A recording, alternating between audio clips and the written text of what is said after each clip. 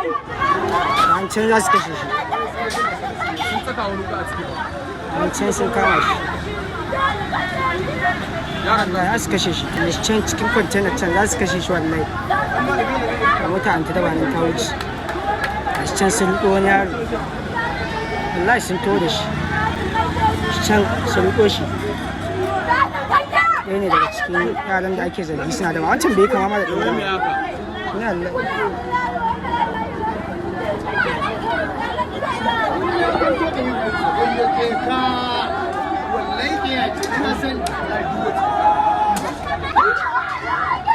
Can Allah sarki abin tausayi. wallahi ba shi Wallahi ba shi a ciki.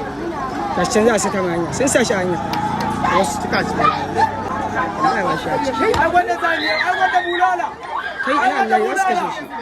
An bitin za su kashe ni. ai Za su kashe shi.